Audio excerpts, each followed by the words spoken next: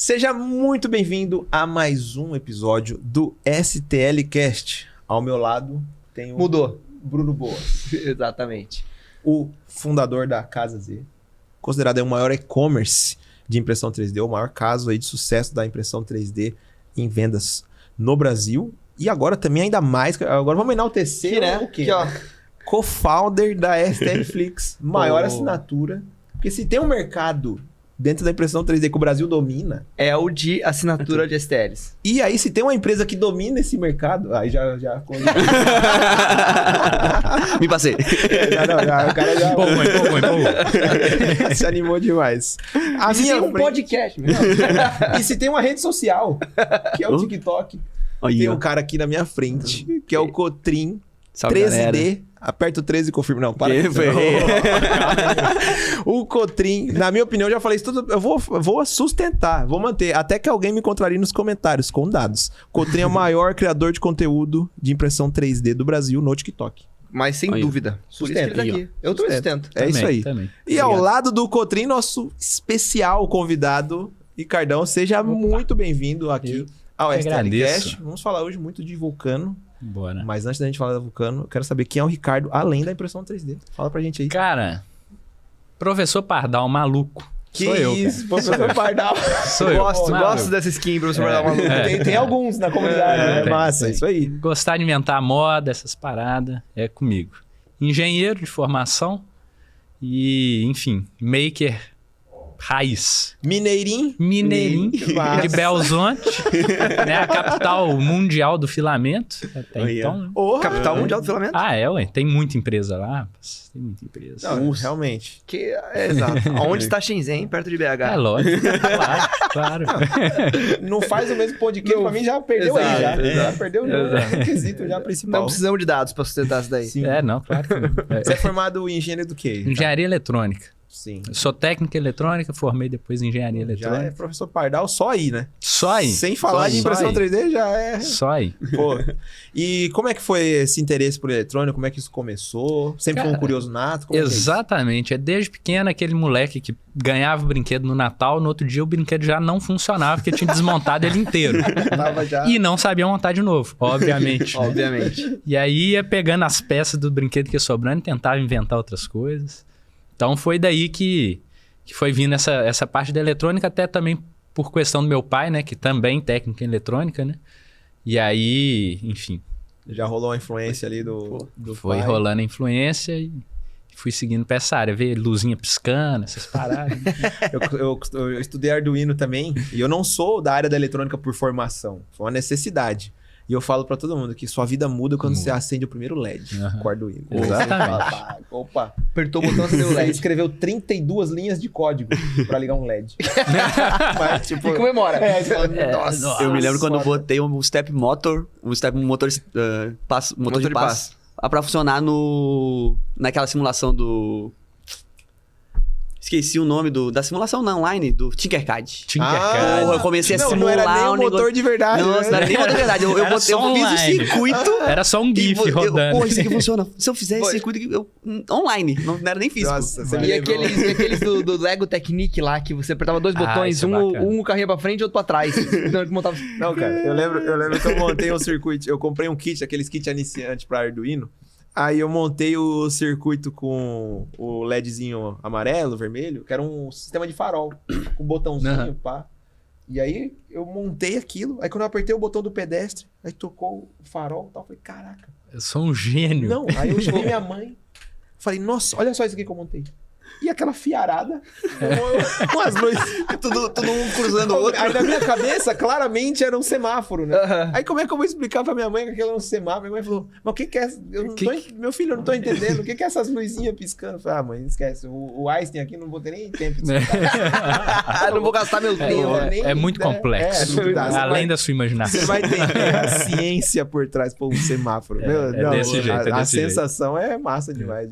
E você, bacana. com certeza, coisas muito mais avançadas, né? Aqui eu tô falando um cara que só riscou a superfície da eletrônica. É assim, dali eu fui evoluindo, né? Fiz o técnico eletrônica, ele já ajudou pra caramba, mas eu sempre fui muito curioso. Eu não parava só com o que eu aprendia, né? no curso e tal. Ia buscando, YouTube foi surgindo, né? Achava tutorial, aquelas paradas, tentava inventar, igual você falou, semáforo, carrinho que segue linha e por aí vai. Robozinho, as paradas assim, né? Uhum. E, cara, como é que você conheceu a impressão 3D nessa trajetória Então, aí, profissional? nessa... Aposto que ele montou uma. Montei, mas... Ele falou com a tristeza. Tá bom, montei. Mas foi bem depois. Foi depois. Foi bem depois. Porque inicialmente, durante a faculdade, eu tive a oportunidade de ir para o Ciência Sem Fronteiras. Da hora. E aí eu estudei nos Estados Unidos. Porra, legal. Numa cidade próxima a Indianápolis, uma universidade muito conceituada lá, mas que ninguém Qual conhece. A cidade lá chama Terre Haute. Não conheço. É uma cidade, tipo, sei lá, uns 100 quilômetros de Indianápolis. E tem a universidade lá que a gente ficava até zoando, porque assim, ela é número 1 nos Estados Unidos em um tanto de quesito. Mas a gente ficava zoando que ela era a número 1 que tinha um mascote que era um elefante. Porque ninguém conhece, mas ela é a número 1. Então, enfim. Caramba, curioso. Mas é uma universidade muito boa mesmo. E lá eu peguei toda essa cultura, não só, né, do estudo e etc., que os caras lá eles focam muito na universidade em ensinar para a prática e para aplicação na indústria. Uhum. Coisa que aqui no Brasil é muito mais no campo da teoria e tal. Não pincela muito a aplicação prática, a indústria fica de lado. Lá não.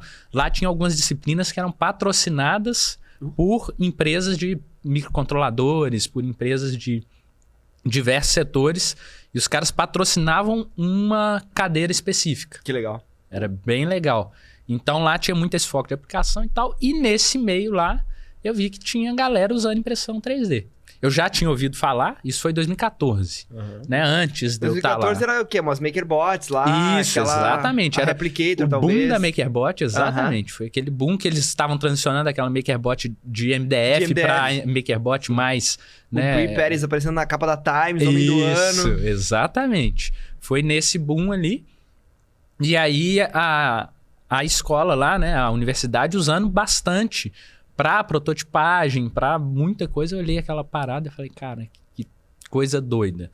Aí fui pesquisando e vi que lá tava barato, né, de comprar a impressora. E aí eu falei, vou comprar uma quando eu voltar pro Brasil, ela volta debaixo do braço. Quero mexer com essa parada.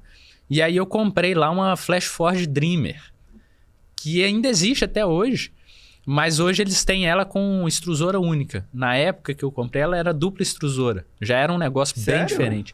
Já era uma impressora fechada, dupla extrusora, mas uma área pequenininha demais, né? Mas assim, impressora super bacana, mas completamente fechada. Código fechado, só dava para usar o fatiador deles. Essa era a pior parte, né? Exatamente. Os fatiadores fechados. E, enfim, e aí comprei essa FlashForgezinha lá, acho que na época foi tipo $1.400. O dólar na época devia ser 2 e pouco. Então tá bom. Né? Mas... e a gente recebia em dólar, né? A gente tinha uma bolsa que recebia em dólar. Também tinha essa vantagem. A reação, né? Você viu que você pagou tudo isso. Naquela Já voltou 2, aí vai. Tá sempre. Tá um pouco mais fácil. porque se for na conversão de hoje, dava uma bambu, né? Dava uma FlashForge com uma bambu, né? Mas continua, enfim. Mas aí foi isso. Aí, tipo, ali eu fui me interessando e pegando esse lado da eletrônica, eu gostava de criar muita coisa. Na época, eu toco bateria, né? E eu tinha banda e tal, e eu gostava muito de tentar inventar as paradas pra banda lá, pedal de guitarra pros guitarristas lá, mesa de mixagem pra gente mixar as paradas, interface pra mexer com o programa. E você usava a impressora pra fazer o hardware, assim, a parte de fora do hardware. Exatamente. Aí Que comecei legal. a usar a impressora pra fazer os encapsulamentos, as paradas assim, né? E disso não vingou nada, assim, você não ficou com vontade Não. de... Não. Ali ainda era brincadeira, né? E voltando aqui pro Brasil, eu usei um pouco na faculdade, né? Eu ainda, quando eu voltei, no tipo 6º período, então ainda tinha mais uns 2, 3 anos de faculdade. Uhum. E aí comecei a usar nas disciplinas lá, que a gente sempre tinha alguma disciplina que exigia fazer algum projeto, alguma coisa. Aí usava e tal, mas ficava meio nisso, né? E fora imprimir os brinquedinhos. Os bustos, né? Umas paradinhas, né? Entendeu? Mas As paradas que eu acho que vocês entendem não um tinha pouco. tanta coisa, né, cara? Não tinha tanto Justamente. Não Era tinha. assim, o Thingiverse. Era só isso. Era só. É, porque eu comprei a impressora mais ou menos nesse mesmo período, assim, 2014. 2013, 2014. E assim, a minha maior preocupação, na verdade, de eu trazer impressora, e até antes mesmo de eu comprar, era saber se eu ia conseguir comprar filamento no Brasil. Sim. Que eu E não era tinha nem 1.75 ideia. ou era... Já era 1.75. Pois é, daí aqui no Brasil a galera ainda tava no 3mm, né? Justamente. Só que a grande sorte, né? Por isso que eu brinquei no início que Belo Horizonte é a capital do filamento. Que logo nessa época tava surgindo já 3D Lab e 3D Fila. Aham. Lá em BH. E aí eu pesquisando, achei esses caras lá que estavam começando a fazer filamento. Falei, tem alguém fazendo. E do meu lado, né? Eu consegui ir lá na casa dos caras comprar filamento. Ah, legal. Né? Então, isso aí foi bacana. Aí como é que foi? Você foi na casa dos caras e falou, vou fazer uma empresa também disso aí. Passaram-se muitos anos. Tô mas- brincando. Antes foi uma brincadeira. Mas Eu queria tem um pouco saber disso. como é que foi depois da faculdade, o que você trabalhou antes de mexer Abandonou a profissionalmente com impressora? impressão 3D. Então, assim, abandonar nunca, né? Porque, pô, é bacana demais aquela parada, né? Que você dá um play ali, surge um objeto, o que quer que seja, né? E principalmente quando foi aumentando essa questão da comunidade de criação de STLs, o Thingiverse e outros sites foram surgindo, que você vê como que o cara consegue usar a criatividade para criar coisas diferentes na impressora, legal, né? Você fala assim, pô, nem sei onde eu vou usar isso, mas eu quero imprimir só para ver, sabe? Uhum. Então, isso aí é bacana. Mas, assim, então sempre a impressora ficou ali, meio de lado.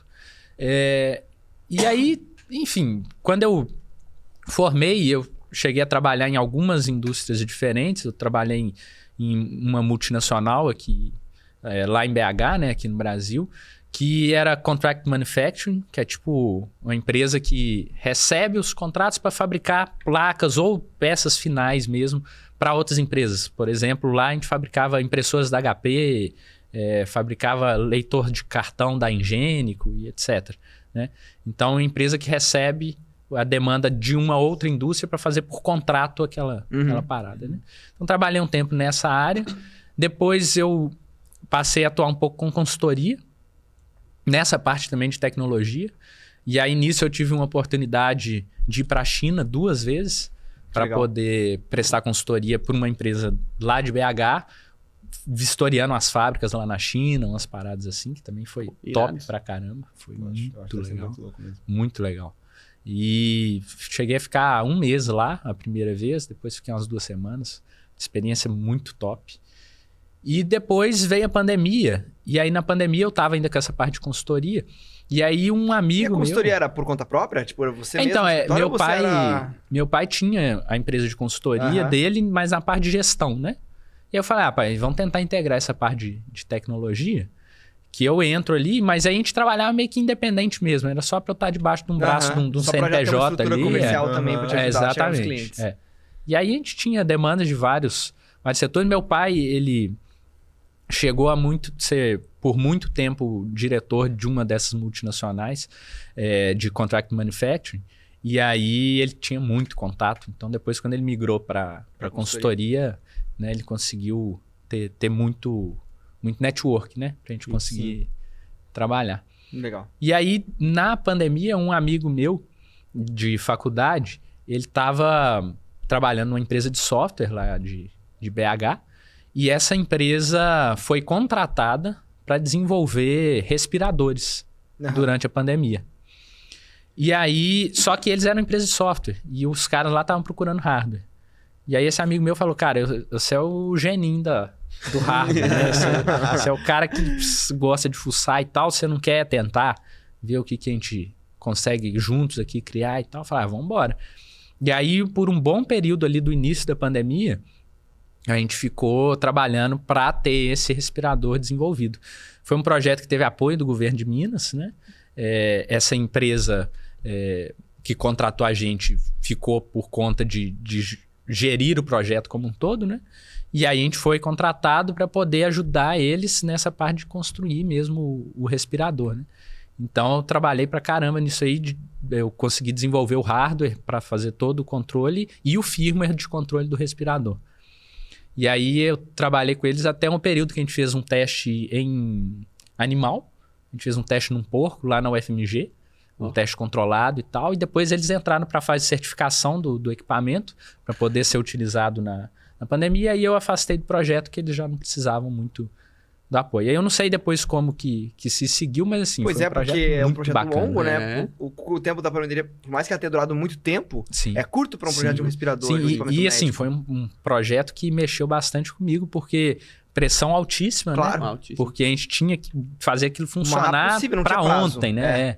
E os caras lá pressionando muito e querendo testar de qualquer jeito, e a gente muito preocupado, mas com a parte, assim, da segurança daquele equipamento, né? Claro. Porque qualquer bugzinho que você tiver naquele software lá, que ele abre uma válvula e deixa inflando o pulmão do cara, você pode explodir o cara, né? Literalmente. Meu Deus. Então, assim, era muito pesado, uma pressão muito alta. Mas, assim, foi um projeto muito legal de trabalhar, né? Muito desafiador, muito bacana. É uma grande experiência, né? É. Pô, aprendizado, né? A coisa de aprendizado foi altíssima. Gigantesca. E como você estava nessa área, depois como foi essa transição para começar a empreender? Porque eu acho que nunca é um caminho totalmente certinho, né? Acontecem muitas coisas. Assim, dentro de tudo isso que eu tô falando aqui, tiveram vários pontos ali que eu tentei empreender com alguma coisa. Isso desde lá do ensino médio. Eu comecei, primeiro eu tentei lançar um site de letra de música. Tipo letras.com, cifras.com, Tem gente etc. que deu certo nisso aí. É. E foi bem naquela época. Eu não sei se vocês conhecem aqui o Cifra Clube. Aham. O Cifra Clube é de Belo Horizonte. Sim, eu É. acompanho bastante os caras lá. E a gente começou mais ou menos na mesma época que os caras lá. Eu tentei fazer de uma Pensei que outra ele ia falar forma. que era dele. Não. E aí, enfim, então eu sempre tentei, né? Mas sempre foram tentativas bem frustradas. Primeiro porque eu nunca consegui uma parceria, um sócio que abraçasse a ideia. E segundo também porque a gente estava tentando por coisas que não faziam muito sentido, né? Assim. Mas então sempre eu tive várias tentativas nesse sentido. E aí, meu pai, logo que aposentou e abriu essa empresa de consultoria, eu já peguei um pouco dessa parte de empreender ali, junto à consultoria com ele e tal, eu fui pegando. E depois desse projeto do respirador, né? Durante a pandemia, aconteceu o período de eu sair desse projeto, que eles foram para essa parte de certificação. Meu pai ficou muito mal de Covid. Muito mal. Ele ficou internado muito tempo. Teve que usar respirador e tudo e tal. E nesse período que eu tive esse baque, assim, de... Pô, primeiro que eu tava ficando muito longe do meu pai e tal. Aí meu pai ficou mal pra caramba. Eu tava trabalhando muito, não tava conseguindo ver ninguém. Eu falei, pô, eu preciso tentar fazer uma parada diferente pra minha vida e tal. E aí decidi aproveitar esse tempo, né? De pandemia e tal, para tentar uma coisa nova. E eu sempre tive essa fagulhinha dentro de mim da fabricação de filamentos. Por quê? Justamente por conta de quando eu tava, né, comprando a impressora lá nos Estados Unidos e estava vindo pro Brasil, que eu ficava assim, pô, mas como é que eu vou comprar filamento lá? E aí eu fui pesquisando, ver como é que fazia e tal. Falei, tem uma galera que faz e tal. Aí, quando eu cheguei aqui no Brasil, eu visitei a 3D Fila. Os caras ainda tinham a fábrica, era no fundo da casa dos pais deles lá e tal.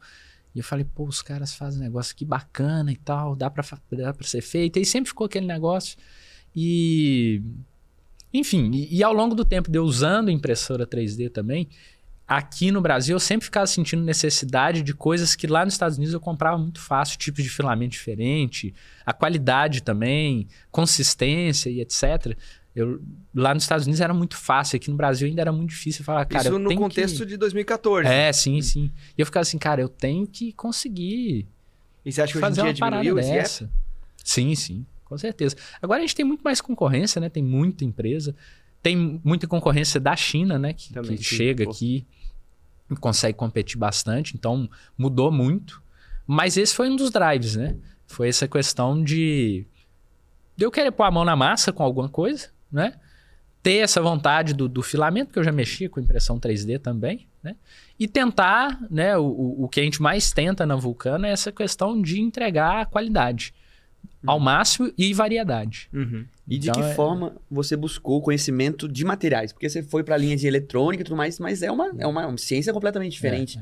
E da onde você buscou? Por que caminho você foi em busca desse conhecimento? Então, cara, assim, igual eu falei, eu gosto de fuçar de tudo. Minha irmã fica rindo de mim pra caramba, porque se abrir meu histórico do YouTube, você vai ver de tudo, cara. Desde como as formigas do Alasca conseguem sobreviver debaixo da neve, até, sei lá, qualquer outra coisa que você imaginar, sabe? Muito específico a ser inventado. Caso real, isso aí. Isso aí é caso real. Não, mas pior que é verdade. Era o vídeo que ele tá vendo no avião agora. Tipo isso. Mas aí, enfim, então assim, sempre fui muito curioso, sempre corri muito atrás das paradas, né?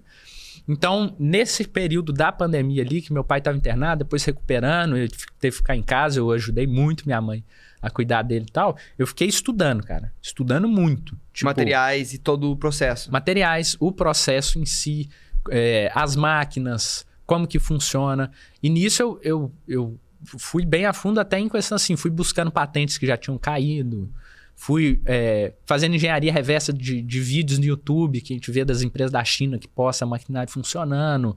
Enfim, fui correndo atrás disso tudo para ver primeiro se ia ser viável mesmo eu tentar fazer isso sozinho, né? E aí, enfim... E você ainda tomou um caminho de desenvolver a própria máquina, né? Que eu acho que isso é o lance mais... que é mais interessante dessa história, porque a maior parte dos fabricantes que a gente conhece e de pessoas que foram atrás de produzir filamento, é tipo, pô, que máquinas existem para serem compradas? Exato. Porque isso é um puta de um atalho. É óbvio que é um investimento que você tem que fazer. Mas é um atalho. Exatamente.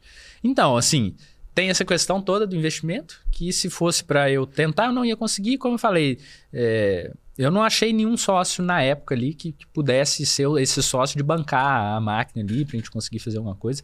A gente, na época, até teve uma oportunidade de adquirir uma empresa lá de BH que tinha acabado de mudar de estratégia e tal. O cara tava abandonando a empresa e aí ofereceu pra gente comprar essa empresa deles. Mas, assim, era investimento muito alto, a gente não tava conseguindo. Meu pai até tentou me ajudar também, a gente tentava ver algum fundo, alguma parada assim. Mas, no fim, eu acabei até indo por essa questão assim. Se eu tava buscando qualidade como um todo, eu precisava entender o processo como um todo e dominar tudo desse processo para eu conseguir entregar qualidade. Então, eu falei, cara, fazer extrusor eu consigo. Vai me demorar mais, né? Eu troquei tempo por dinheiro. Sim. Né? Basicamente foi o que eu fiz. Eu falei, cara, eu tô com tempo, tô de boa. Desses últimos anos de estudo que eu fiz, eu consegui fazer um caixa bom, tinha uma graninha ali pra ir queimando. O dinheiro que você investiria no negócio, você também investiu no teu próprio tempo sustentando, né? Exatamente. E aí fui por esse caminho, entendeu? Fui nessa pesquisa e aí fui para desenvolver a máquina. Fiz as contas, vi tudo, falei, cara, eu consigo desenvolver uma máquina dessa assim que custa $500 mil.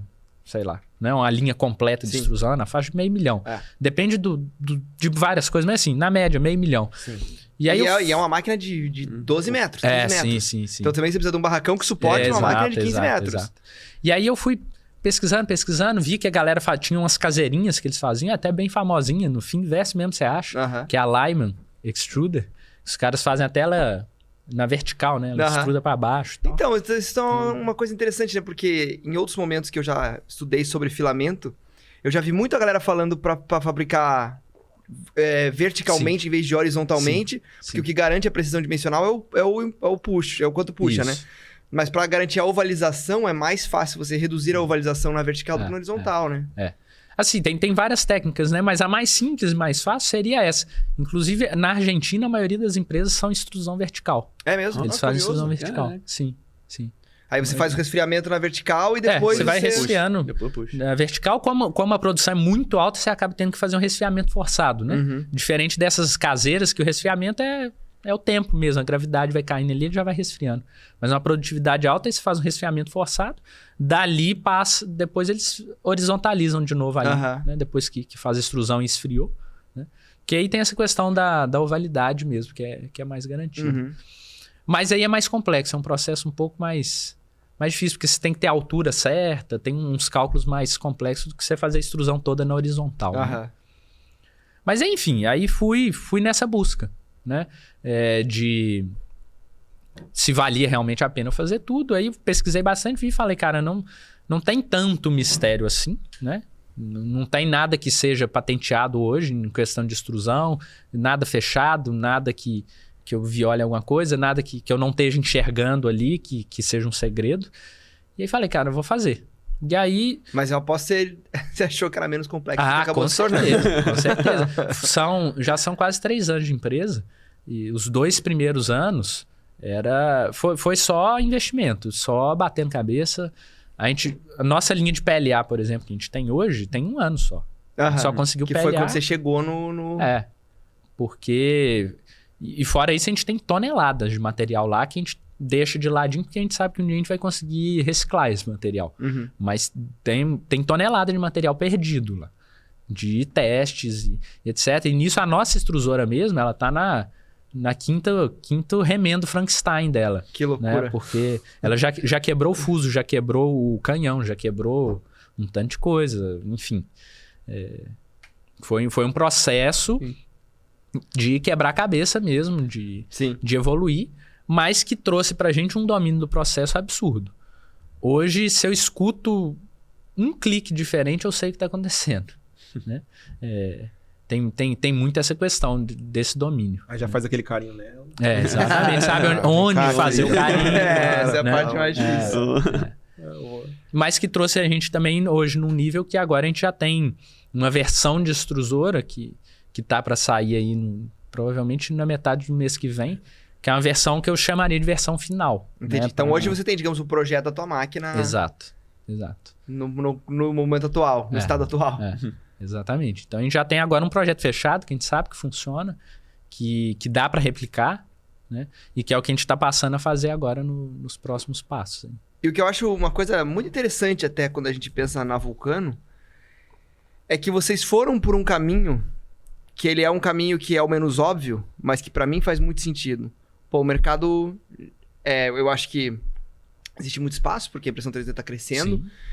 Então, provavelmente, todos os grandes players do mercado vão crescer ainda bastante, conforme a própria indústria vai crescendo. Mas não dá para dizer que é um mercado vazio, né? Ele é um mercado que já tem players e players relevantes e players produzindo bastante volume.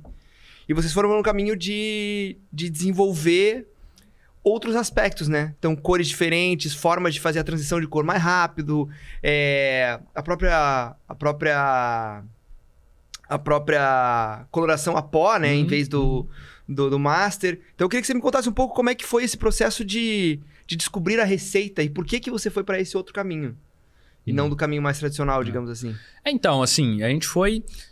Depois que a gente abraçou essa ideia que a gente ia fazer tudo, a gente foi pelo caminho de labs mesmo, de laboratório, né? De experimentação, de construção e tentar encontrar meios de fazer as coisas de forma diferente. Igual você falou, o mercado ainda tem muito a crescer, né? Tem até alguns dados que mostram que o mercado da Argentina ainda é muito maior que o nosso. Pois é, né? Eu acho com um país doido. muito menor que o nosso. Né? Então, assim, a gente tem um potencial muito grande ainda de crescimento, né? E aí, enfim, dentro disso a gente optou então em tentar encontrar algo que a gente tivesse como diferencial, né? Um dos principais diferenciais que a gente tem, que a gente pegou lá da Prusa, é a questão, né, de todo o controle de diâmetro e etc, que a gente tem isso logado, né? Você tem o QR Code do Carretel que você escaneia, vê o perfil de diâmetro do material, a gente sabe desvio padrão, sabe tudo monitorado online e tal. Então a gente parte para esse aspecto de gestão de qualidade altíssima, né? E também para esse aspecto de tentar ver o que a gente consegue fazer com os materiais. Né? Então, nisso, como eu falei, a gente tem mais de tonelada de material lá que a gente perdeu fazendo esses testes. Então, a gente, no início lá, primeiro foi uma dificuldade muito grande de conseguir fornecedores. Né? A gente não era do mercado da indústria, muito menos da indústria 3D.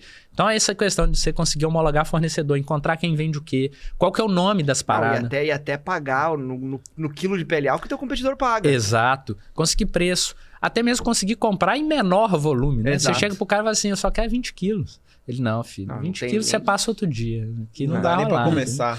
Entendeu? Então, assim, até a gente conseguir esse relacionamento, mostrar que a gente tem relevância e tal, foi um processo. Então, a gente teve muita troca de matéria-prima nesse meio do caminho, justamente por causa disso também, mas também pelos testes que a gente foi fazendo, descobrindo o que afetava o quê.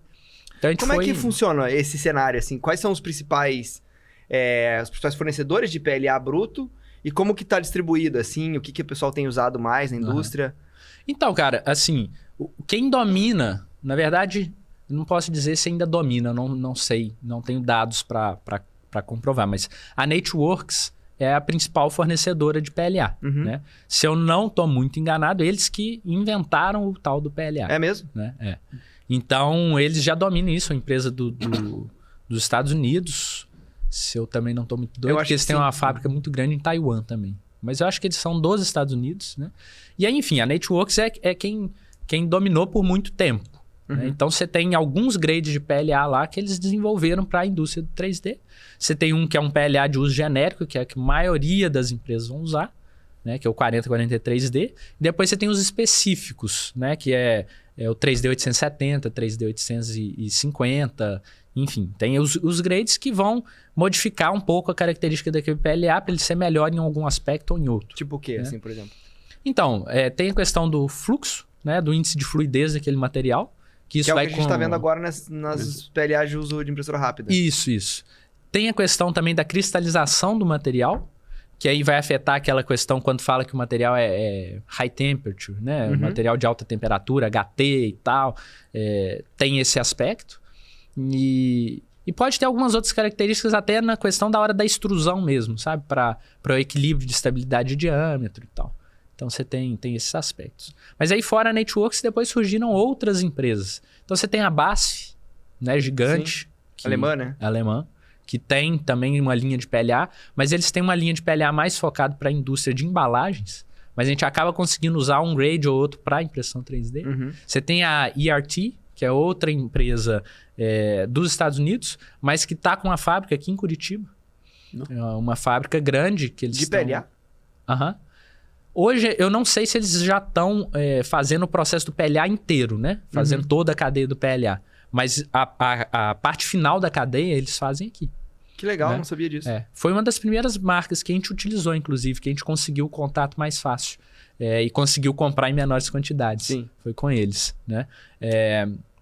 Fora eles, aí você tem algumas empresas da China, né? A Creality, a Bambu, etc. Eles estão usando mais agora, valorizando e utilizando mais os PLAs de marcas chinesas. Aí tem algumas marcas, mas eu não sei nomear essas marcas. E é muito relevante a diferença de qualidade? Cara, você vê que tem sim alguma diferença, tanto na estabilidade de diâmetro quanto na qualidade do filamento final, né? Você vê que tem alguns filamentos que ficam muito quebradiços, Sim. Outros não. E aí pode ser a matéria-prima, pode ser aditivos, né, que foram colocados ali no processo.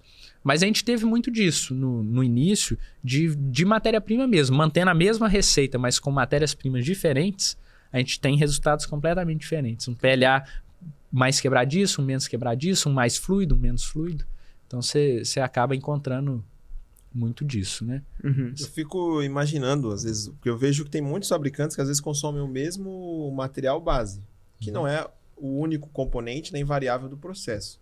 Você diria que os diferenciais de um filamento estão no processo ou principalmente na matéria-prima, na sua opinião?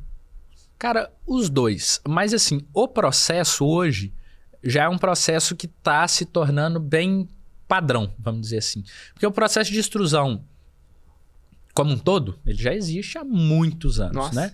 né? Tubo de PVC, extrusão. Fio de nylon, extrusão. E etc. Tudo que você imaginar que é tubo ou linha, né? Vamos colocar assim. E é plástico, é processo de extrusão. Né? Esse processo de extrusão específico que a gente está falando. Então, o que foi feito lá no início é que... E por que os filamentos antes eram 3 milímetros, né? 2,85?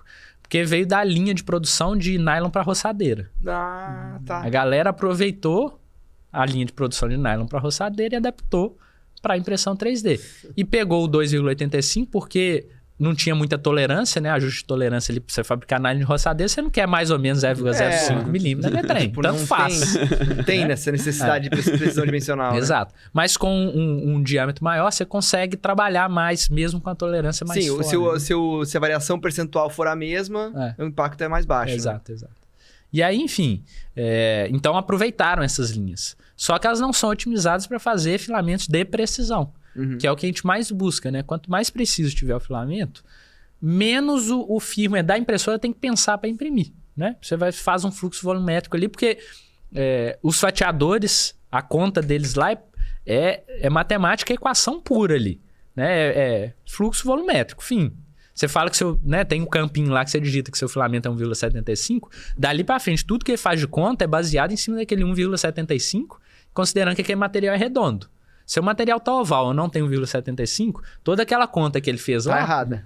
Não funciona. Né? Tanto que tem até uns malucos agora que... O Thomas... esqueci o sobrenome dele. O cara lá da Alemanha. Um youtuber. O Sunlander. Isso, Sunlander. Esse cara. Ele fez o Infidel, né? Que é um sensorzinho de diâmetro. Pro filamento que você põe na entrada da impressora, que ele mede aquele diâmetro. O Marlin já aceita isso. Eu não sei se o Clipper tá aceitando. Mas ele faz a leitura instantânea e compensa pelo Faz a diâmetro correção. aham. automático. Maravilha, né? Sensacional. E tinha, se eu não me engano, tinha versão da GT Max que os caras estavam colocando um negócio assim. Mas assim, na época que... Não sei se era da GT Max ou se era da 7? Da 7. Que era na época que as dois eram os principais fabricantes, né? Antes de, tipo, a China meio que dominar tudo. Mas daí eu não sei o quanto isso não era um gimmick também, né? Ele fazia a leitura ali, mas o quanto que ele de fato compensa no G-Code, não sei dizer. E também tem a questão da própria precisão do sensor, né? Dependendo do que o cara fez naquele Não é sensor. tão difícil fazer isso, né? Tipo, pra quem é Sim, esses sim. caras que programam. Tipo, Eu é sou só fazer a alteração lá de... Eu ficava louco que a galera fazia isso com o paquímetro. Sim, sim. O pessoal ia lá, media o Isso. filamento, Ia falava, ele fazendo tem a a variação média e tanto. tal, Aí o cara ia lá, mudava o step da extrusora. Tá ligado? Só fazia manualmente. Mas aí E também eu falava, como é que você vai tipo, saber para com que o isso, filamento cara. inteiro tá com aquela variação? Exato, Eu falava, é. tipo, para com isso. Tá ligado? Exato, porque o cara baseava em uma medida num objeto que é cilíndrico com paquímetro. Que muda e tem variação de fluxo durante o próprio processo de fabricação. Muita loucura, cara. vai mudar o diâmetro. Exatamente. Pois é. Não tem. E assim, o processo de extrusão, pelo menos até o que eu já estudei até hoje, o que a gente vê na prática, é praticamente impossível você conseguir um diâmetro estável naquilo. É muita variável que tem que ser controlado para aquele diâmetro ficar cravado 100% do tempo naquele valor. Vai ter uma oscilação.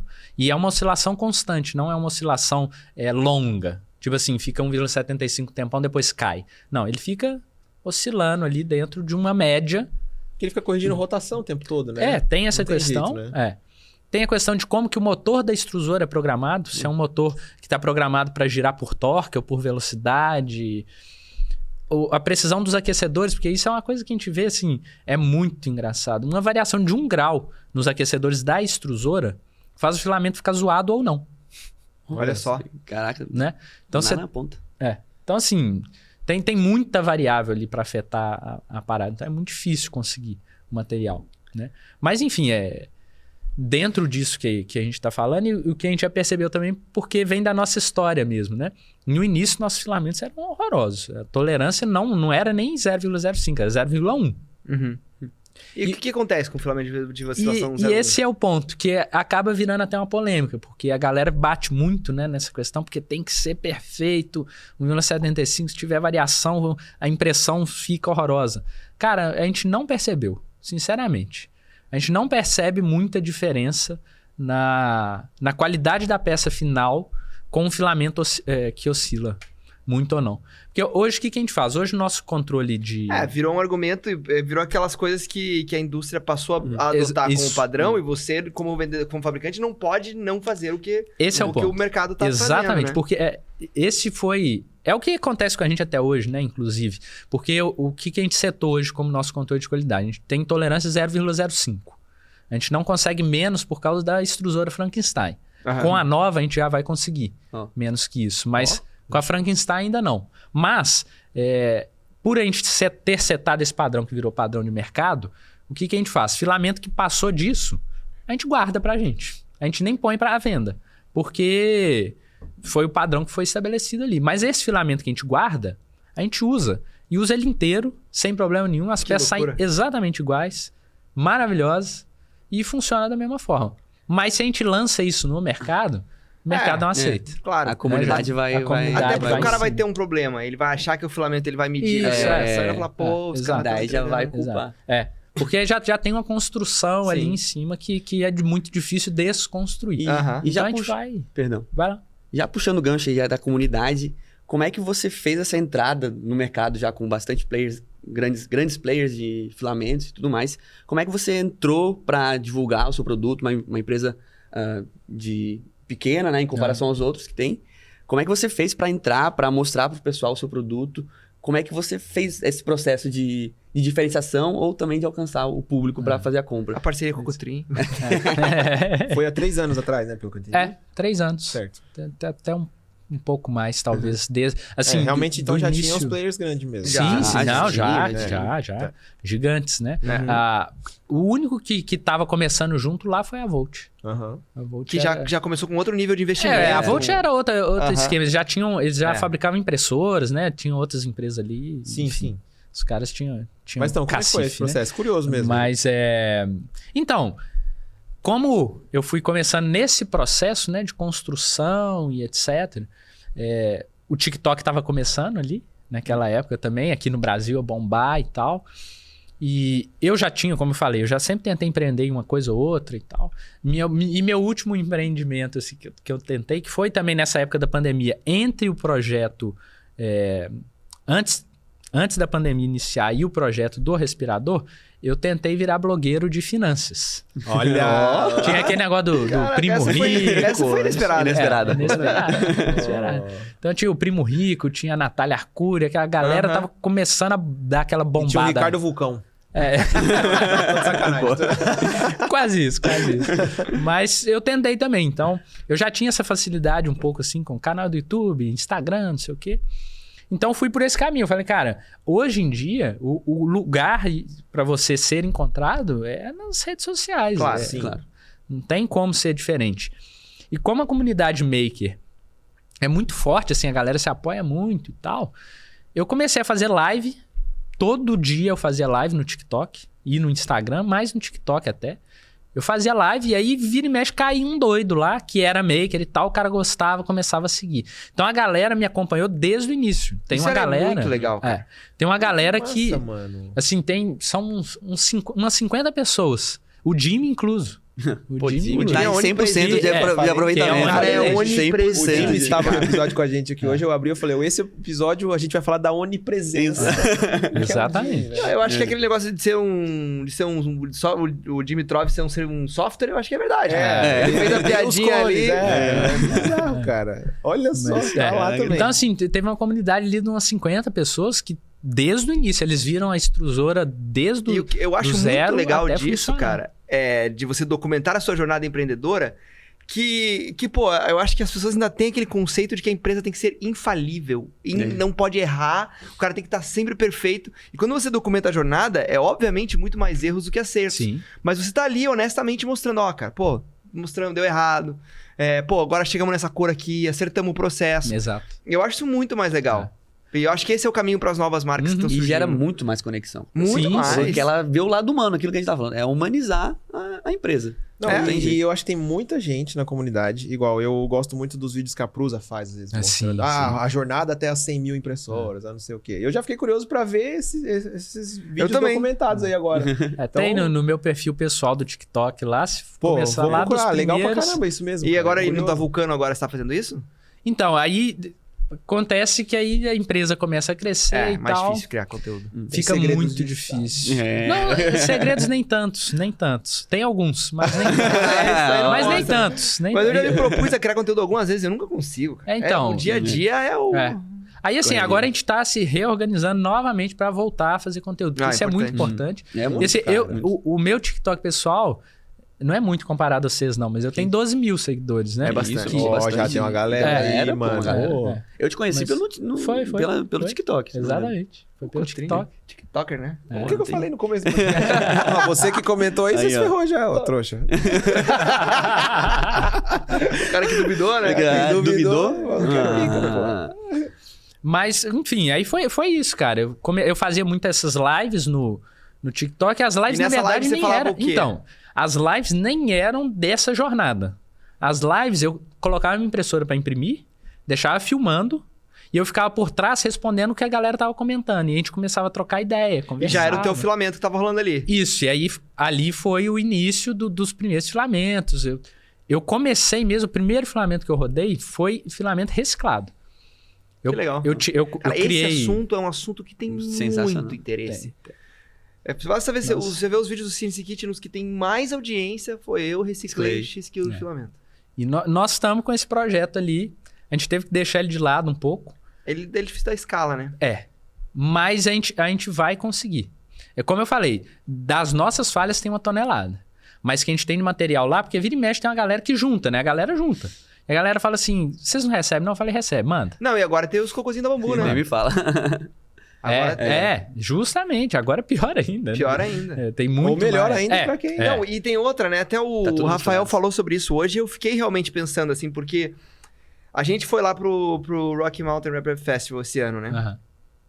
E tem um cara, um maluco, porque sempre tem um maluco na comunidade da impressão 3D, que o cara deixou quantos? 8 anos uma peça impressa no tempo pra ver o que acontecia. Rolou. E não biodegradou. É. Então, tipo, Real. porra, a gente fica falando do PLA biodegradável, PLA biodegradável. real. Na verdade, Assim, o PETG, não, qual que era? Tinha um filamento, não vou dizer qual, porque eu vou errar. Mas tem um vídeo do Science Kitchen que ele entrevista esse cara. Tem. Que o que mais degradou com o tempo não foi o PLA. Então é um pouco... Então, se a gente for entrar nesse assunto, dá outro podcast. Mas assim, tem essa questão, porque o PLA, ele é biocompostável. É. Ele se degrada em condições Adequadas. específicas. É até melhor esse argumento do que o biodegradável. A galera lá fora costuma usar mais isso, biocompostável. Porque ele qual tem que que é ir o para processo de compostadeiras industriais. Composteira, Composteiras, né? Não com composteiras. oxigenação, Isso. com os Essa aula do Coutinho eu já micro-organismos. assisti já. Tem uma condição tive tempo, adequada. foi apresentada. Já pô. assisti essa aula aí. Meu mestrado é Bem sobre sei, isso. Ó, que da hora, porra. Sobre reciclagem. Então assim, tem essa questão, é numa condição muito específica. E aí, qual que é a diferença? Que PLA, ele não se degrada em microplásticos, né? Mais nocivos e tal, né? Ao contrário de outros, né? O ABS, ou o que quer que seja, ele também vai degradar. Entendi. Mas ele vira aquela questão do microplástico. Ele só vai Então, ele virando pode- uma cadeia Ele menor, pode não menor, degradar menor, tão mas- rápido, mas a sua degradação é menos nociva. É diferente, por exemplo, eu deixar o PLA no sol, ele não vai sumir. Porque muita gente tem esse medo de fazer peça Ele vai de derreter. PLA. Ele vai derreter, com certeza. vai Porque ponte entortar lá e tudo mais. Mas ele não vai, tipo, ficar quebradiço, vai. Mas tipo, não vai ficar, tipo, sumir assim, no sol. Vai derreter que nem um gelo. Não vai ficar, desaparecer. Ele vai ficar lá, vai perder as propriedades, com certeza, pela deteriorização da luz ultravioleta. Mas ele não vai compostar no sol. Ele vai compostar, que nem o Ricardo falou, em condições adequadas. Então, daí disso ele vai gerar H2O, CO2 e ácido polilático. Não, ácido lático. Aham. O polilático é Polilático o PLA. é o PLA. Então, ele vai gerar esse... isso aí tem divergências, mas esses são elementos não agressivos a micro-organismos e à vida da natureza. Então, o resquício da compostagem do PLA não é tóxico. Entendi. Então, Esse é o ponto. Pô, esse é e o se ponto. você quiser que o Cotrim faça um vídeo no YouTube detalhando essa Aí, parada ó. que ele acabou de falar, comenta aqui embaixo, porque agora eu fiquei curioso. Você, trouxa, que comentou que ele não é o maior do TikTok, Aí, ó. ó. Aí, ó. Vai ter o do YouTube também. Ainda depois vai desse assistir o vídeo dele e vai deixar like lá ainda. Você tá sendo agressivo com Não, o vídeo é um vídeo não, de graça. Eu acho Ele que tem não um personagem, ele tá pensando em alguém. eu acho que o cara não existe. Mas se o cara comentou que o Cotrim não é, aí é um trouxa. Você que não comentou, vocês são foda. Legal, Ricardo, eu cara. queria Diga. saber, cara, assim, eu tenho uma opinião sobre os filamentos de vocês, depois eu falo, minha opinião. Mas eu queria que Queremos você saber. dissesse quais são os diferenciais que você acredita que a Vulcano Labs tem, ou que você quer alcançar. Porque eu achei legal o jeito que você falou. Tipo, a gente não tem o reciclado ainda, mas vamos chegar lá.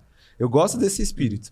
Mas, tipo, pra enfrentar um mercado que hoje a gente tem grandes players, e muitos players também, Sim. onde a Vulcano tá posicionada hoje no mercado brasileiro de filamentos? Cara, assim, o que eu vejo que a gente tem de diferencial, além de toda essa questão, né, da comunidade, etc., que a gente tem essa proximidade muito grande, tem essa questão dos materiais em si, como a gente começou a comentar, depois a gente desviou um pouco, que é essa questão da nossa pigmentação, a gente consegue fazer uns filamentos com cores diferenciadas, saindo um pouco do padrão do mercado, porque a gente cria as nossas cores, a gente não depende de outra empresa para fabricar a cor para a gente usar, a gente vai misturando lá e vê o que sai, vai testando. Então, a gente tem essa questão.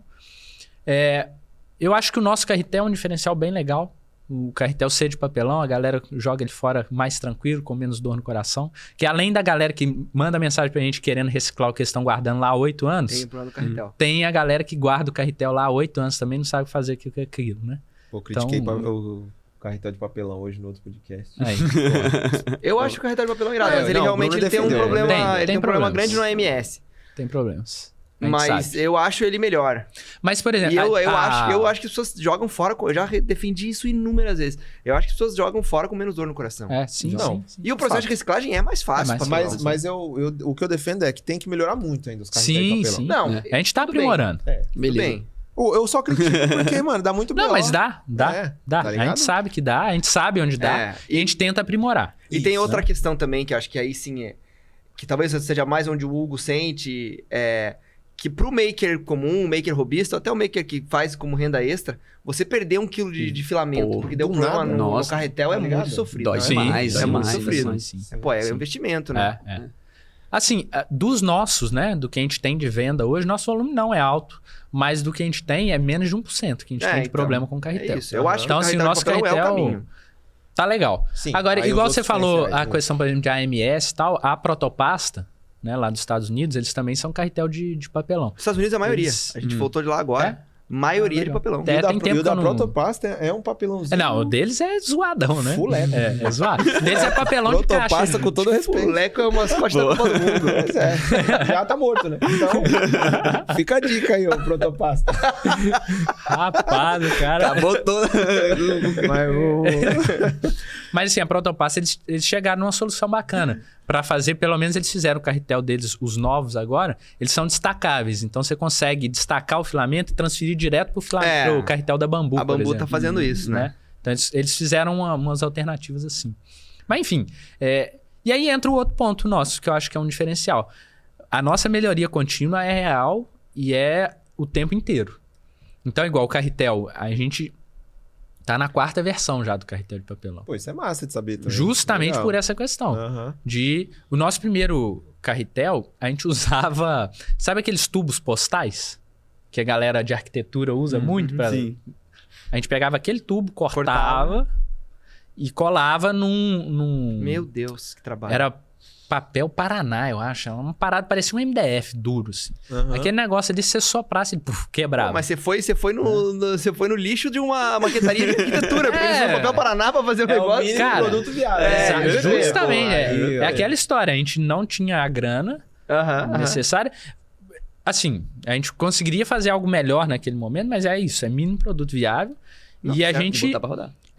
Porque um outro aspecto é que a gente não conhecia a indústria de filamentos. Como que era a demanda, como que a galera comprava, Sim. como que era o perfil do cliente. Isso Pô, cara, tudo a gente você mandou foi, bem, na real, velho. foi pegando, né? Eu acho. E, cara, pra mim... Não, você já terminou os diferenciais? Não, então, é basicamente isso, cara. Agora você vai ouvir agora. A cor que vocês conseguem chegar Sensacional. e a homogeneidade do filamento, pra mim, é muito, muito massa. Eu acho que se existe, eu não sei se existe, mas se existe um mercado do filamento premium no Brasil, esse é o mercado que vocês deveriam se posicionar, na minha opinião. Cara, vai vender a R$200 o quilo. Não sei se dá ou se não dá. Mas o filamento é muito diferente. É muito diferente. É muito diferente em termos de aspectos visuais. Entendeu? Eu sei que você tem uma produção mais baixa, não dá pra escalar tanto. Mas A gente os já que a tá gente tem resolvendo ali isso com... Os que a gente viu de transição de valor. Eu acho massa isso. E você vai ver lá, quando você for visitar o escritório, você vai ver as impressões que a gente tirou do teu filamento. São muito legais, cara. Não, quando a gente posta o vídeo com os filamentos seus na STLFlix, lá pra gringa, pro exterior, todo mundo pergunta Pô, de os onde que caras é. ficaram pedindo. Ficam pirados, Falou. velho. Pirado. Não, os filamentos, o que eu ia falar sobre o seu filamento, eu acho muito legal. Eu queria que você explicasse, se puder, né, tecnicamente depois. Mas primeiro de tudo, elogiar que, cara, a gente gostou muito quando a gente experimentou os filamentos. E, tipo, eu queria até deixar essa recomendação pra nossa audiência testar. Espero que eles Fica o gostem, convite. sim, tá ligado? Convite. Então, como você tá aqui expondo sua marca, eu vou expor minha opinião a respeito. Muito massa, as cores. E o que o Bruno falou. Eu imprimi com aquele verde Ranger, esmeralda. Sim, que era meio... Ranger verde, aham. Cara, tipo, saiu um polvo assim, impressionante. A gente olhou e falou, nossa, Tá cara, lá coisa- ainda, né? Tá lá, vai dar, eu vou conseguir te mostrar, mas tipo, fantástico, assim, muito massa. Então, parabéns pela qualidade que você alcançou, assim, ficou bem Valeu, legal. Fico muito E feliz. tipo, eu acho que você falou, o processo é padrão, beleza. Mas a gente ainda tem problemas com filamentos. Sim. É foda isso. Então, quando a gente pega um filamento massa, vamos exaltar também. Então, legal. E aí, a pergunta que eu queria fazer. Uma diferenciação no processo que eu vejo a respeito dos outros para o seu é essa questão do pigmentação a pó. Você atribui essa diferença que a gente sentiu a isso, de certa forma? Sim, com certeza. Cara, no Brasil, até onde eu me lembro, acho que a GT Max também fazia, eu não sei se faz ainda, pigmentação a pó. Pigmentação a pó é muito complexa. Primeiro, você tem que conseguir fazer o pó agregar o material, né? E segundo, que é um processo sujo, né? Sim. Porra que ele tem dispersa pelo ambiente, que é uma beleza, né? No início, quando a gente testava lá na garagem de casa ainda, a gente saía com o pé preto, cara. Não sei da onde, a gente não pisava em lugar nenhum, né? Só fazia ali o filamento e tal, a gente Nossa. depois ia olhar o pé preto. Aí a gente falava assim, pô, se o pé tá preto, imagina o pulmão, né, mano? Ai, É mano. foda. Mas aí que é essa questão nossa, né? A gente sempre vai na melhoria dos processos, bate muito em cima disso. E hoje a gente tem um processo completamente diferente, mas completamente eficiente para esse tipo de pigmentação. Controlado e tal. É. Aham. Tem algumas desvantagens, até na questão de produtividade, porque você fazer a pigmentação ali é um pouco mais chato de você conseguir agregar as coisas, porque só para esclarecer para a galera também, né? 90% do mercado faz a pigmentação com o que a gente chama de master batch. Que também é um negócio muito incrível, porque são os pellets igual o pellet do PLA, só com cor, e você mistura 1% daquele negócio. Sim, é muito doido. Num mundo de material, você só vê umas bolinhas pingadas E ali. ele vai... E ele sai aquela cor. Você não vai acreditar, mas sai. Exato. Você não vai O cara acreditar. errou a dosagem. Não é possível. Mas sai. É muito impressionante. É. Só que esse tipo de pigmentação, ele é muito bom, porque para você misturar, é sólido com sólido, e não é um sólido fininho, né? Um sólido do mesmo tamanho. Você só põe num liquidificador lá, que bate aquele trem lá, né? Uma batedeira assim, mistura, jogou na extrusora e dá Não, play. e você pegar na mão, você não vai com a mão suja. Exato. Porque é um pedacinho de plástico. O pó não, cara. O pó sai sujando tudo. A gente tem todo um processo, depois tem que lavar tudo e tal. Tem umas paradas diferentes que a gente tem que executar. Mas qual que é a diferença? É justamente essa. Enquanto você tem lá um monte de PLA para uma bolotinha, daquela explodir ali dentro e misturar a cor, com a pigmentação a pó, todos os pellets têm a mesma concentração de cor. Então que você interessante. consegue uma cor mais homogênea, por questão disso. Além disso, como todo pellet é absolutamente igual, a questão do diâmetro também é muito melhor. Você tem uma estabilidade muito mais alta. Porque no outro é como se, tipo, a cada vez que a extrusora tá girando ali, aparece uma bolinha explodindo ali dentro, né? Vamos botar essa analogia assim. Você tem uma oscilação diferente, né? Com o pó, não, cara. O pó você colocou do jeito que entra e do jeito que sai, né? E fora do Brasil, tem mais alguém que usa esse tipo de pigmentação? Cara, que eu saiba, não. Assim, as empresas não revelam, não né? revelam muito isso. Não é que não revelam, né? É que as que revelam, a gente sempre vê pigmentação com Sim. Acho com que é o mais massa, comum mesmo. né? Sim. Quem faz algo um pouco semelhante em algum aspecto é a Protopasta. A gente se inspira muito na Protopasta. Porque os caras começaram como a gente. Eles fazem a própria extrusora, eles fazem tudo. Só que eles lá já saíram no background que os caras tinham uma estrutura gigantesca lá de usinagem, CNC e caramba, os caras usinaram o próprio fuso deles. Que lá, doideira. Uma parada bem, bem doida, né? E eles foram os pioneiros também com PLHT lá nos Estados Unidos, a testar o 3D 870 e outros tipos de material. E a Protopasta eu vejo que eles têm uma parte um pouco parecida com isso, que os materiais metálicos deles, eles costumam misturar um pó ali no meio também. Eles usam master e pó. Eles misturam os dois, né? Então... Foi deles que você tirou esse lance, tipo, sei lá, o Cotrim chegar lá e fazer o filamento dele lá. Foi. Foi deles, né? Eles têm, Foi irado, eu tá? conheci o cara lá, ele falou cola lá em Portland lá que a gente faz o Pois filamento. Me chama, que eu não sou vou doido pra ir lá conseguir. também. Pô, eu queria ir, não deu certo, mas tipo, Pois é. deve ser muito massa a experiência. Muito legal.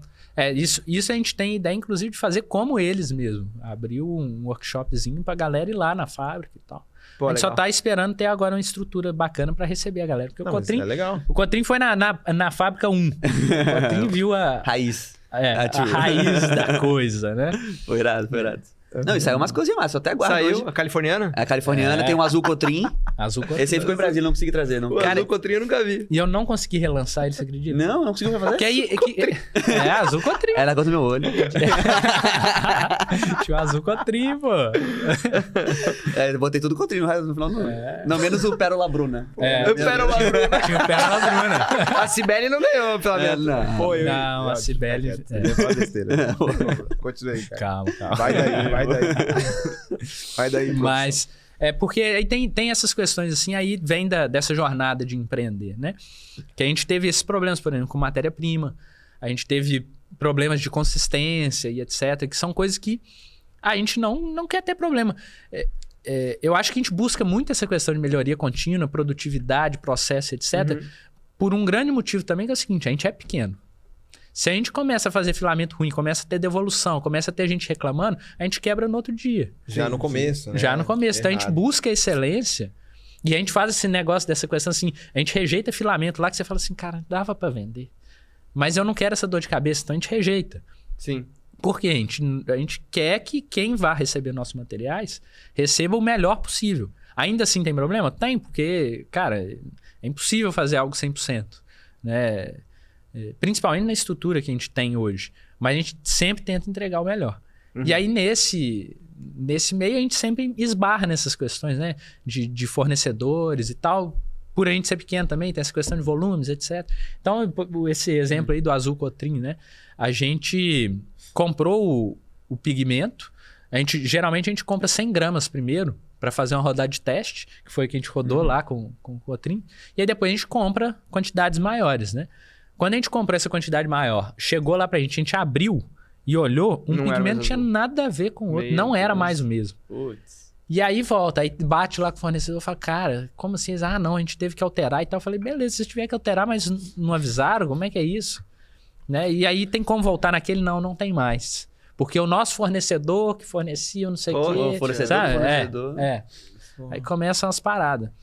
Mas enfim, a gente vai tentando adaptar, vai tentando voltar e melhorar as paradas. Né? Porque em adaptações, desculpa ter interrompido, mas você podia compartilhar um dos momentos mais difíceis, assim, da trajetória que você lembra? O momento que foi, tem um episódio assim específico? Tem um episódio que foi, deve ter sido dentro do primeiro ano ainda, ou talvez entre o primeiro e o segundo ano, que eu quase desisti, cara. Que foi uma sequência, assim, que... o início da nossa extrusora, né? Agora a gente pode contar isso, porque se a gente tem essa questão, né, que a gente estava falando da rede social e etc., que tem muita coisa que é bacana a gente mostrar essa jornada, mas se a gente ficar mostrando também que toda hora dá errado, toda hora tem coisa dando ruim e tal, a galera já começa a ficar com o pé atrás. Mas assim, a nossa primeira extrusora, a gente usava um fuso era uma broca de madeira, aquelas brocas grandona de madeira, assim. Era uma broca. Que ficava ali dentro e fazia. Pra fazer ABS, cara, fazia com uma beleza, porque a ABS é muito fácil de fazer. Tanto que a ABS também, pra imprimir, é muito fácil de imprimir. O PTFE pode estar degradado o que for que trem imprime. PLA não, PLA começa a entupir o bico, não sei o que. ABS, o problema da ABS é muito mais o depois, né? Exato. A ABS é o depois. Mas aí, enfim, a gente usava essa broca ali dentro. E aí, a gente foi rodando a empresa, a gente começou muito com o ABS, que foi a matéria-prima que a gente conseguiu mais fácil comprar, e a galera maker que estava com a gente ali naquele início. Inclusive, um salve pro Jô Infotech, que foi... Pô, o Jô é gigante. Ele me descobriu no TikTok, né? Eu não posso deixar de mencionar isso. Ele me descobriu um dia numa live no TikTok. A gente estava imprimindo... No mesmo momento, a gente estava imprimindo uma peça, eu estava imprimindo ao vivo, ele na casa dele. A minha peça deu pau exatamente na mesma altura que uma peça dele tinha acabado de dar pau, sabe? Foi umas coincidências muito loucas. E ele gostou pra caramba do que eu tava fazendo e me convidou pra uma live no canal dele. Essa live é que mudou tudo. Essa live no canal dele é que me colocou dentro desses makers, dessa galera que seguia ele lá no início. Então foi essa galera que foi acompanhando a gente desde o início e tal, tá com a gente até hoje, né? Mas enfim, a gente tava com essa broca. E aí conseguimos vender um pouco de ABS e tal. Aí falamos, não, agora a gente pode investir num fuso de verdade, né, de extrusora. A gente achou uma empresa lá de São Paulo que fabricava, a gente passou as especificações, o cara fabricou. Foi caro pra caramba pra gente na época. Na época foi muito dinheiro pro que a gente tinha ali, proporcional ao que a gente fazia. E aí colocamos aquela parada lá. E beleza, fomos colocar aquele fuso e falei, agora eu vou testar o reciclado aqui, porque eu acho que o reciclado vai sair legal. Porque eu tava tentando PLA reciclado com a broca. Sim. Uma bosta. Aí eu falei, não, agora com fuso de verdade vai ser outro comportamento. Joguei. Na hora que eu joguei aquele material, o barril da extrusora, que é a parte externa, estourou a solda. Ele estourou e eu não tinha ainda chave de emergência, porcaria nenhuma, que ele continuou girando, arrebentou uns fios, arrebentou um tanto de coisa. Falei, e a sujeirada. E aí eu falei, pô, eu vou ter que começar tudo de novo. Porque aí eu tinha que ressoldar o fuso, tinha que trocar essa resistência e tal. Eu falei, mas o fuso não estragou. Não. Né? Aí o fuso não estragou, mas o barril estourou. Falei, não, mas beleza. Vamos tentar de novo. Aí fui, soldei de novo as paradas e tal, fiz, coloquei. Aí fui tentar outra coisa. Falei, ele é reciclado, nunca mais eu vou enfiar aqui. Aí tava fazendo outras coisas. Eu não lembro o que foi que eu fui testar isso numa mesma semana, depois que eu já tinha corrigido tudo e tal, o fuso estourou. Puta que pariu. Quando o fuso estourou, eu sentei, eu lembro direitinho, sentei assim na cadeira. Comecei a chorar. Eu falei, cara, acabou. Acabou, porque eu não vou ter dinheiro pra pedir outro fuso. Né? Eu não vou conseguir fazer outro fuso, não vou vou conseguir fazer mais nada. Se eu voltar pra broca, agora também não dá mais, porque as peças vão Frankenstein, né? A peça que acoplava o fuso, eu adaptei pra acoplar o fuso novo. Então não dá pra voltar atrás e tal. Aí eu falei, caramba, o que eu faço? Mas aí, enfim, respirei fundo, né? A Jéssica também me ajudou pra caramba nessa parte, no apoio, falando, não, respira, pensa, vai ver o que você vai conseguir fazer. E aí a gente enxergou uma possibilidade de consertar esse fuso. Porque ele quebrou justo bem no inicinho dele, onde ficava mesmo o eixo de acoplamento. E aí eu consegui... maior. eu consegui fazer um furo nele, bem fundo, e encaixei um eixo por dentro, sob pressão. Daí não solta nunca mais. A gente fez um esquema lá que a gente esquentou O fuso. o fuso, a gente esquentou o fuso no maçarico e botou o eixo no freezer. Pra dar a diferença bem grande. Colocamos uma retama aquele trem lá pra dentro. Pronto. Nunca mais deu problema. Na hora que expandiu. Na hora que expande, travou aquele trem todo. Nunca mais soltou. Mas foi um momento que eu achei que dali eu não ia fazer isso mais. Bom, eu vou aproveitar para mandar um abraço pro Jô. O Jô já me salvou muito também. E ele nem sabe disso. Mas quero te ver aqui na STLcast, Jô. Um abraço pra você. E, cara, agora eu queria que você compartilhasse com a gente qual foi o momento mais feliz que você se lembra nessa trajetória de Vulcano aí. Cara, o momento mais feliz... Difícil, porque foram muitos momentos felizes. Mas eu acho que, assim, o que foi um grande diferencial pra gente, que a gente ficou muito animado, foi quando a gente fabricou o primeiro PLA. Porque, assim, o mercado nacional é muito PLA. Cara, eu acho que o mercado global é muito PLA. Sim. A gente falou com o CNC sim. Kitchen lá, e aí ele falou, pô, dá uma dica pra uma pessoa iniciante. Ele, stick with PLA. E eu esperei um negócio, porque eu não muda. O CNC Kitchen. A gente falou que vai vir com a tese, a parada. Aí qual a dica você dá pra ele? Stick to PLA. Já era. Só isso. Mas porque assim, né? Não só Brasil, né? O mercado global foi inundado com as impressoras abertas, né? Também. Impressora aberta, você não tem muita saída. Não. PETG é o máximo que você vai chegar ali e mesmo assim tem que fazer umas... E o ganho paradinhas. não é tão relevante. E PETG aqui no Brasil é muito mais caro, né? Hoje em dia já tá chegando num nível mais equilibrado, mas o PETG era muito caro.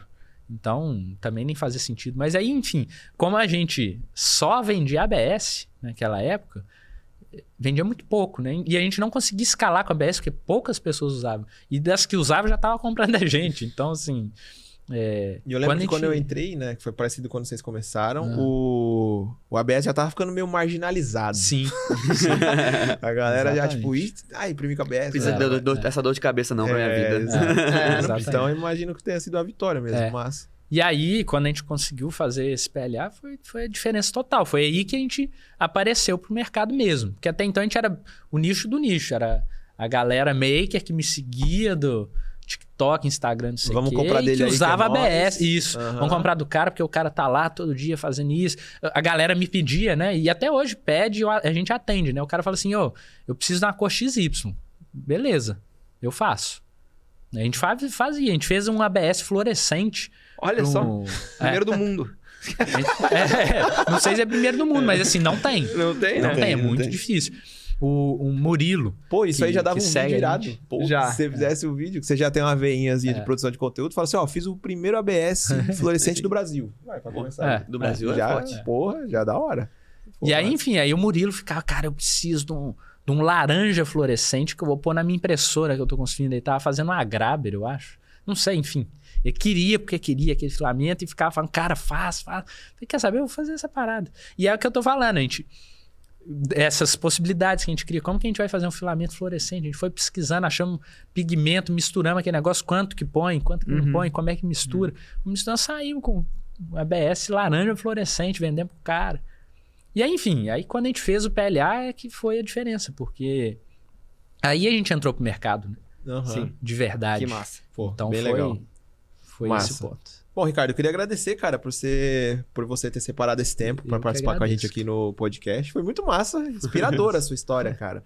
Eu já era um fã da marca pelo que o Cotrim falava ali, da maneira como você trabalhava. A gente tem conversado alguns tempos aí, depois que a gente pegou os filamentos com você ali pra testar. E, cara, muito massa saber mais da tua história. E, tipo, sei lá, inspirador mesmo pra mim. O cara batalhou, fez a própria máquina e o bagulho deu errado e vai, faz. E tá tentando fazer algo diferente. Eu acho que a gente tá precisando. E mais que tudo, me parece, pelo pouco que eu conheci até aqui, um cara do bem. A gente tá precisando na comunidade aí. Então, muito feliz de ter te conhecido e sua história aí. Bom, quero agradecer a meus co-hosts. Bruno Borges. Aí. Sem aditivos. Cotrim. Não, Só de boa. Gastei tudo no Ricardo. Cotrinzão, muito obrigado. Eu gostaria de agradecer o Ricardo também por ter Manda me lá. recebido lá em Que BH é isso. também, fez o convite, foi muito irado, foi uma experiência muito legal, tanto porque eu tava trabalhando no meu mestrado também, meio perdido, tentando alinhar algumas coisas, ele foi uma grande orientação e agora estamos te recebendo aqui É e tá isso. sendo uma honra. É isso. É isso. Pô, massa. Eu queria agradecer, né, a oportunidade de estar aqui. Fiquei muito feliz com o convite. Ter essa audiência de vocês aí pra gente contar a nossa história é muito relevante. Massa. Espero E a conhecer galera vocês gostar. também é Oh, sensacional. valeu. Que isso. Espero que a galera goste. Bom, e você, audiência? Eu espero que você se inscreva no nosso canal, deixe o seu like, porque nós nos veremos em outros episódios aí de STLcast. Não deixe de comentar aí os convidados que você quer ver aqui, hein? Valeu, te vejo no próximo. Valeu. Valeu. Valeu!